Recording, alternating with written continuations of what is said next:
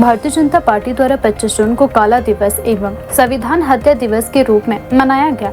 इस अवसर पर शिमला के रोटरी क्लब के सामने भाजपा हिमाचल प्रदेश द्वारा विशेष कार्यक्रम का आयोजन किया गया, जिसमें बड़ी संख्या में पार्टी पदाधिकारी, कार्यकर्ता और वरिष्ठ नेता शामिल रहे। कार्यक्रम में भाजपा प्रदेश अध्यक्ष डॉक्टर राजू बिंदल ने भाग लिया और मीडिया को संबोधित करते हुए 25 जून 1975 को लगाए गए आपातकाल को भारतीय लोकतंत्र के इतिहास का सबसे काला अध्याय बताया। राजू बिंदल ने कहा कि 25 जून 1975 की रात तत्कालीन प्रधानमंत्री इंदिरा गांधी के नेतृत्व वाली कांग्रेस सरकार ने देश में आपातकाल लागू कर लोकतांत्रिक व्यवस्था पर गंभीर प्रहार किया था। उन्होंने कहा कि उस दौर में नागरिकों के मौलिक अधिकारों को निलंबित कर दिया गया, अभिव्यक्ति की स्वतंत्रता पर प्रतिबंध लगाए गए और लोकतंत्र की मूल भावना को कुचलने का प्रयास भी किया गया। उन्होंने कहा कि भारतीय जनता पार्टी और उसके वैचारिक परिवार द्वारा हर वर्ष 25 जून को काला दिवस मनाने का उद्देश्य केवल इतिहास को याद करना नहीं है, बल्कि नई पीढ़ी को उस दौर की सच्चाई से अवगत करवाना रहता है। उन्होंने कहा कि आज के युवाओं को यह जानना चाहिए कि लोकतंत्र कितने संघर्षों और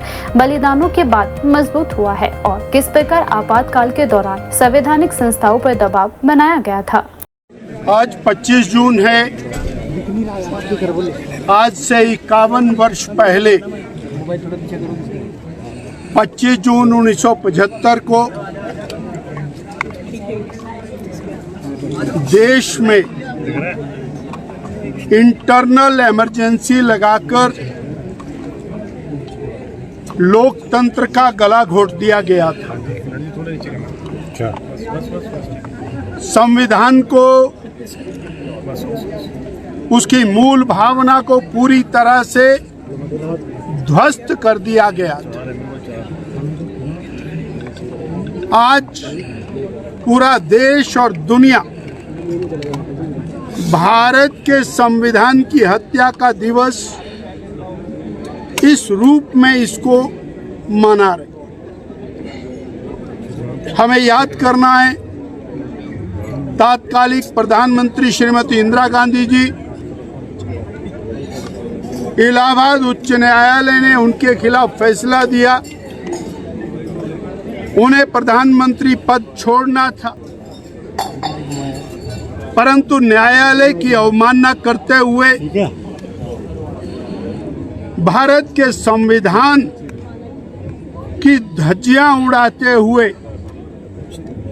मध्य रात्रि में भारत में आपातकाल लगा दिया और ये आपातकाल मीडिया के ऊपर पूर्ण रूप से प्रतिबंध, सेंसरशिप,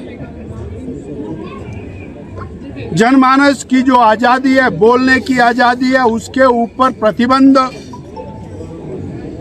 1 लाख लोगों को जेल की काल कोठरी के पीछे डाल दिया गया।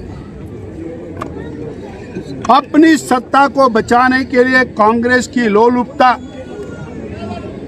नेहरू गांधी परिवार की सत्ता लोलुपता ने देश को, जिसने 1000 साल तक त्याग, तपस्या, बलिदान के आधार पर आजादी ली थी, उस आजादी को पूरी तरह से समाप्त करके तानाशाही लागू की। 19 महीने तक देश की सांसों को बंद कर दिया गया। कोई भी व्यक्ति विचारों की अभिव्यक्ति नहीं कर सकता था। जो कुछ बोलता था वो जेल के पीछे डाल दिया गया।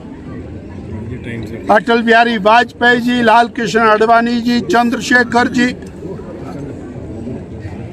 राजनारायण जी, जयप्रकाश नारायण जी सरीखे हजारों लोग जेल की काल कोठरी।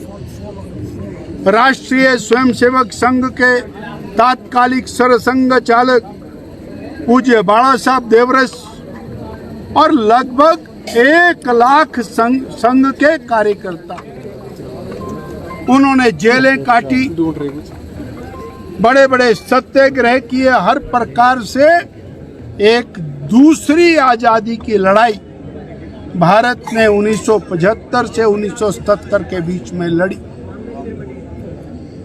आज वो कांग्रेस और वो कांग्रेस के नेता जो संविधान की किताब उठा करके समाज को बरगलाने का काम कर रहे हैं, आज समाज को याद कराने की आवश्यकता है कि 1947 की आज़ादी के बाद अगर संविधान को, उसकी मूल भावना को तोड़ने का काम किया तो 1975 में कांग्रेस के द्वारा श्रीमती इंदिरा गांधी द्वारा किया।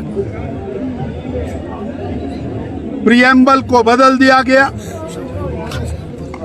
मुख्य धाराओं में परिवर्तन किया, व्यक्ति की अभिव्यक्ति की आजादी के ऊपर कुठाराघात किया, व्यक्ति की प्रॉपर्टीज इत्यादि के ऊपर कुठाराघात किया और केवल सत्ता बचाने के लिए लोगों को नरकीय जीवन व्यतीत करने के लिए मजबूर किया।